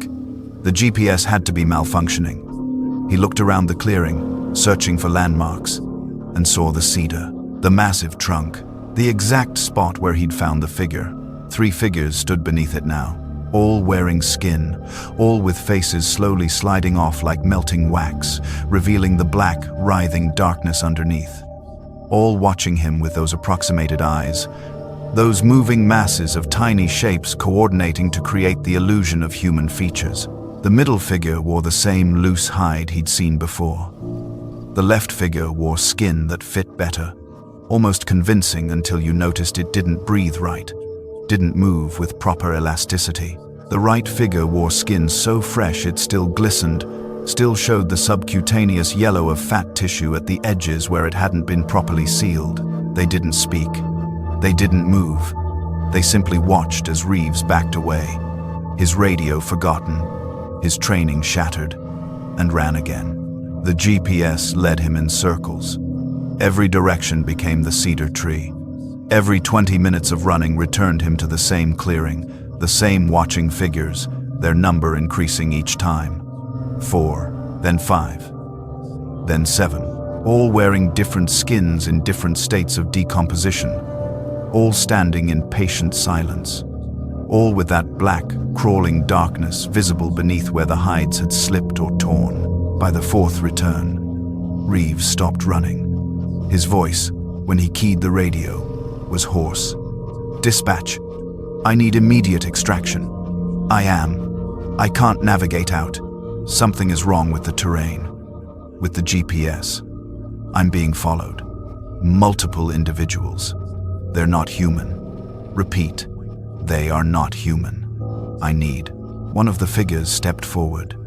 Its skin was the most deteriorated, hanging in strips from its arms, the face mask missing entirely to reveal the constantly shifting mass of larvae that formed its head. When it spoke, the voice was still pleasant, still calm, but the mouth shape that produced it was visible. Now thousands of tiny bodies arranging and rearranging to create the vibrations of speech. "Michael," it said, "we're here to help. We just want to talk about your route, about your family, about when you're expected back." Reeves didn't respond. He turned off his radio to save battery and walked. Not running now, just walking. His mind defaulting to the mechanical motion of putting one foot in front of the other. The trees all looked identical. The trail had vanished. The GPS spun uselessly, showing him in 12 different locations simultaneously. He found the cedar tree again at sunset. 9 figures now. They'd arranged themselves in a semicircle, leaving one gap open, and as Reeves approached, because there was nowhere else to go, he saw what occupied the gap. A skin, empty, spread on the ground like a sleeping bag. His size, waiting. The figures watched him. The pleasant voice spoke from multiple mouths now, a chorus of calm instruction. "It's easier this way. The cold is difficult. The body wears out. But this continues. This moves. This learns. Your daughter will never have to worry. Your family will see you again. You'll return from your patrol and tell them about the beautiful trail, and the skin will fit better each time, and eventually you won't remember which face was yours." Reeves sat down against the cedar tree, 20 feet from the empty skin, and waited. He was found 4 days later by a search and rescue team that had tracked his GPS to the area after his radio went silent. They discovered him catatonic, unresponsive to verbal commands. His vital signs depressed but stable. The medical report documented unusual findings. His skin was loose at the wrists and neck, with visible separation of the dermis from underlying tissue that shouldn't occur without massive trauma or decomposition. The texture was wrong. The elasticity was off. When they loaded him onto the stretcher, one of the SAR team members later reported in an unofficial statement that Reeves's face had shifted slightly, like a mask settling into place, but stress and exhaustion were acknowledged as factors in that observation. No other individuals were found in the area. No camping equipment. No evidence of the figures Reeves had described in his final transmissions. The skin he reported seeing was never located, though the team noted unusual patches of disturbed soil beneath the cedar tree. Areas where something had been spread flat, then removed. Reeves underwent psychiatric evaluation at Harborview Medical Center in Seattle. He never regained full verbal communication. When he did speak, he asked repeatedly about his route, about when the other rangers would arrive, about his daughter's surgery. His voice, the doctors noted, was pleasant and calm. His affect was flat. He moved with a slight jerky gait, favoring his left side. His skin improved over the following weeks, the looseness resolving, the texture normalizing. The medical staff attributed this to rehydration and proper nutrition after his ordeal. He was discharged after 6 weeks and retired from the Park Service on medical grounds. He lives in Tacoma now, in a ground-floor apartment, and doesn't hike anymore. Neighbors report he's pleasant, quiet. He asks detailed questions about their families, their routines, their schedules. He's very interested in when people come and go. The Wonderland Trail's northern sector closed for the season 2 weeks after Reeves's rescue. It opened the following May without incident, though 3 separate hikers reported finding what they described as shed fabric or leather beneath the same western red cedar at mile 11.3. The material was never collected for analysis. Park policy classified it as natural detritus bark, shed animal hide, the normal decomposition of the forest floor. The radio transcripts remain in the incident file, marked for restricted access. The audio quality is unusually clear. Every word preserved with documentary precision, including the final transmission before Reeves went silent. In that recording, beneath his breathing, beneath the forest ambient sound, there's another noise. Soft, constant, like thousands of tiny bodies moving against each other in coordination, learning the shape of something human, practicing the sounds of a voice that once belonged to a 17-year veteran ranger who knew every mile of that trail and never got lost once in 8 seasons. Until November 2019, when the trail learned to circle back to the same cedar tree, and Michael Reeves learned that some things shed their skin not to grow, but to wear someone else's. The archives close with the most disturbing entry. What follows was sealed by Olympic National Park officials and only recently declassified.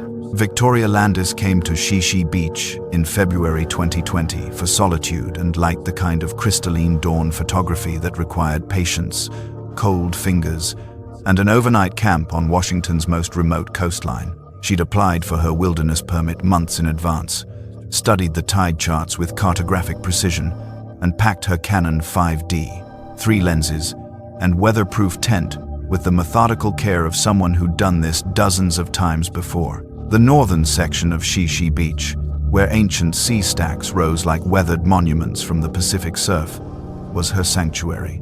She arrived at 4 p.m. on February 18th, hiked the muddy 2-mile trail through old-growth forest, and descended onto wet sand as gray clouds compressed the horizon into something flat and metallic. The Coast Guard incident report, filed 36 hours later, would describe her extraction as a routine medical emergency. The supplementary documentation, witness statements, audio recordings, physical evidence collected from her campsite told a different story entirely.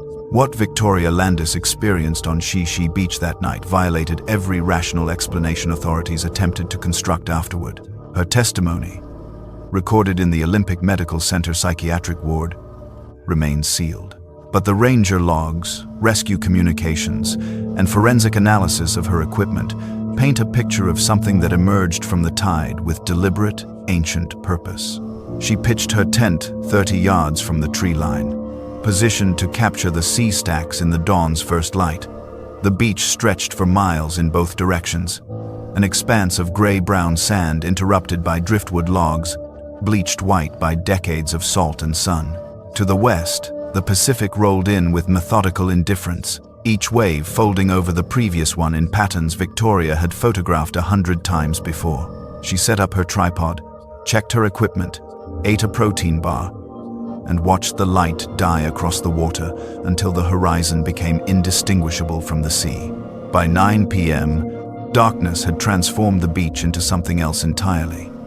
The sea stacks became black silhouettes against marginally less black sky. The forest behind her was a wall of shadow. She sat in her tent with the rainfly partially open, listening to the waves, occasionally checking the tide markers she'd planted earlier. The February cold pressed through her sleeping bag.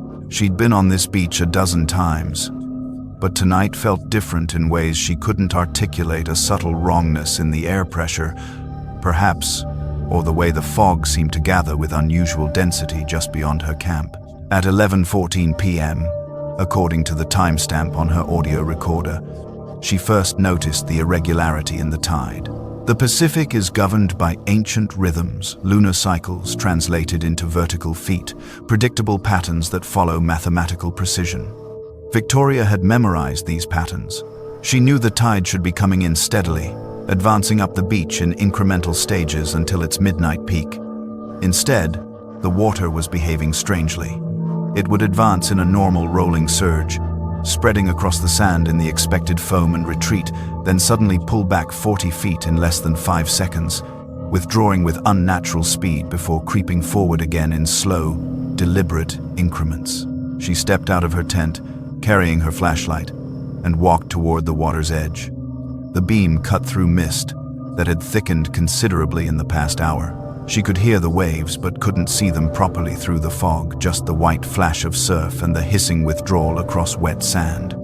She stood there for 10 minutes, watching the tide advance and retreat in patterns that made no oceanographic sense. The water would rush forward, then snap backward as if pulled by invisible hands, exposing sections of beach that should have been underwater. During one of these rapid retreats, her flashlight beam swept across the newly exposed sand. The impressions covered approximately 60 feet of beach, hundreds of them, maybe thousands, pressed into the wet sand in distinct patterns. They looked like footprints, but wrong. Too uniform, too densely clustered. They weren't arranged in walking patterns, but standing patterns, as if a crowd of people had been positioned just beneath the surface, their weight creating depressions that only became visible when the water withdrew. Victoria knelt down, shining her light across the impressions. They were human-shaped heel, arch, 5 toes, but too perfect, too identical, repeating in rows that extended beyond the reach of her flashlight. The water returned, seconds later, rushing forward with that same unnatural speed, covering the impressions before she could photograph them. She scrambled backward, her boots soaking through, and retreated 10 yards up the beach. Her breathing had changed. Something in her chest had tightened. She stood there, watching the surf, waiting for the next retreat. When it came, the impressions were still there. But now something else was visible. Figures were rising with the incoming water, translucent forms that emerged from the surf itself, composed entirely of seawater and strands of kelp that clung to their basic shapes. They weren't solid. They were liquid sculptures, human-shaped columns of ocean that moved with the waves but maintained coherent forms. Victoria counted at least 30 in the first group, walking toward the beach in synchronized rows, their movements timed perfectly with the wave patterns. As each wave rolled in, they advanced. As it retreated, they remained standing, dripping salt water that pooled around their feet. She backed toward her tent, her flashlight shaking in her hand. The figures continued their approach, slow, methodical, inevitable. They held the approximate proportions of adult humans, but their edges constantly dissolved and reformed, water streaming down their surfaces, only to be pulled back up into their shapes by some force Victoria couldn't comprehend. Strands of kelp wrapped around their limbs and torsos, giving definition to shoulders, arms, legs. But their faces were the worst part. Through her flashlight beam, she could see that their heads were hollow, empty spaces filled not with water but with small marine creatures. Crabs scuttled where eyes should be, their legs emerging from the sockets to grasp at the surrounding water. Starfish clung to the interior surfaces of their skulls, visible through the translucent walls of seawater. Anemones pulsed in the cavities, their tentacles waving in currents that had nothing to do with the Pacific wind. The creatures moved constantly, repositioning themselves, as if the hollow spaces were tide pools maintaining their own miniature ecosystems. Victoria ran. She made it to the tree line, crashing through driftwood, her boots slipping on wet sand. Behind her, she could hear the strange absence of sound. The figures made no footsteps, no breathing, just the continuous hiss and drip of water hitting sand. She reached her tent, stumbled inside, and sealed the rainfly completely. Her hands were shaking so violently she could barely work the zipper. Once inside, she activated her camera's night vision mode and pointed it through the mesh window. The figures had followed her. Through the green-tinted night vision display, she watched them emerge from the darkness. 30, 40, maybe 50 translucent forms, all walking with that same synchronized rhythm. They surrounded her tent in a perfect circle, each one positioned exactly 10 feet from the next, creating a perimeter that enclosed her completely. Then they stopped moving. They simply stood there, motionless, their water-composed bodies dripping steadily, creating expanding pools of salt water that connected one figure to the next until her tent was surrounded by a ring of ocean. The audio recorder captured what happened next. At 11:47 p.m., a sound began that Victoria's written statement would later describe as the noise of multiple drownings occurring simultaneously. It wasn't screaming. It wasn't quite human.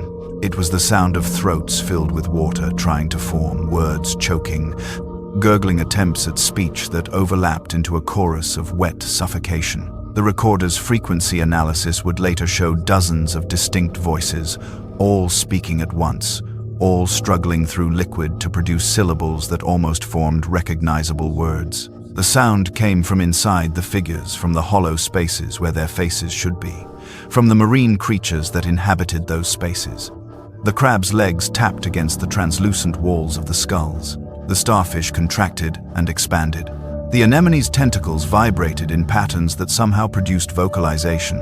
Together, they created speech broken, drowning speech that repeated phrases Victoria couldn't quite understand through the constant backdrop of wave noise.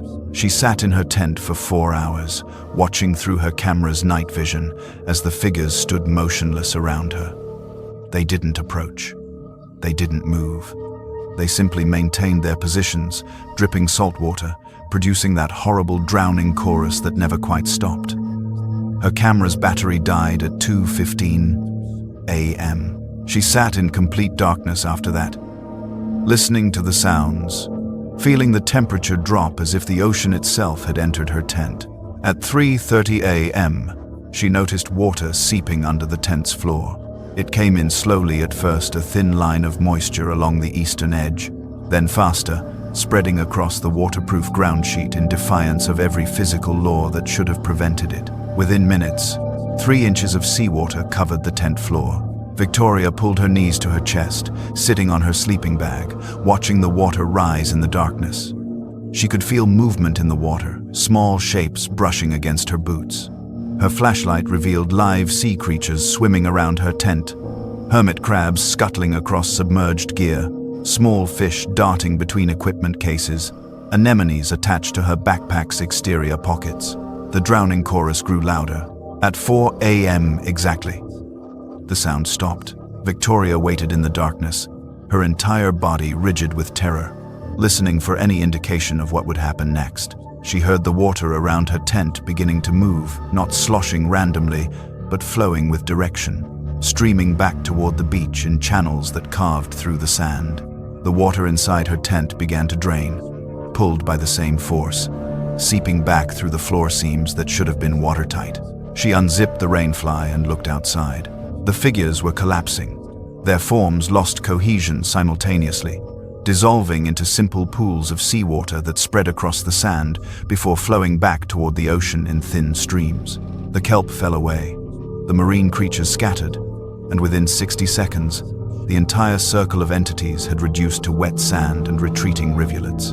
Victoria watched as the last of the water crawled back down the beach, rejoining the surf, leaving no evidence except soaked ground and the creatures that flopped uselessly in the newly dry sand. She activated her emergency beacon at 4:03 a.m. The Coast Guard helicopter arrived at 6:45 a.m., extracting her from the beach via aerial harness. The pilot's report noted her severe hypothermic symptoms and apparent psychological distress. The medical evaluation noted something else. Victoria's skin showed clear signs of prolonged ocean submersion, wrinkled fingertips, salt residue in her hair, swollen tissue consistent with extended saltwater exposure. But her clothing, aside from her boots, was completely dry. Her tent's interior was soaked, filled with live starfish, hermit crabs, and 3 small octopi that the rangers collected in buckets. The audio recording was analyzed by the University of Washington's Marine Biology Department. The frequency patterns matched no known oceanic sounds. The vocalization structure suggested attempted human speech produced by non-human mechanisms. The file was classified and sealed within 6 weeks of the incident. Victoria Landis has not returned to any Washington beach since February 2020. Her wilderness permit for Shishi Beach remains valid but unused. When interviewed by Olympic National Park officials, she provided a single additional detail that doesn't appear in any public record. She said the drowning voices were trying to tell her something, repeating the same phrase over and over through water-choked throats. She never learned what the phrase was. But in her tent, surrounded by seawater at 3:47 a.m., she understood its meaning completely. The tide charts for February 18th, 2020, show normal lunar patterns. No irregularities were recorded at any nearby monitoring station. The Pacific behaved exactly as mathematical models predicted. According to every official measurement, nothing unusual occurred that night at Shishi Beach. But Victoria Landis's tent is stored in an Olympic National Park evidence locker, tagged with a red seal that prevents its return to public use. The salt stains never dried properly. The fabric still smells like deep ocean, even now, 5 years later.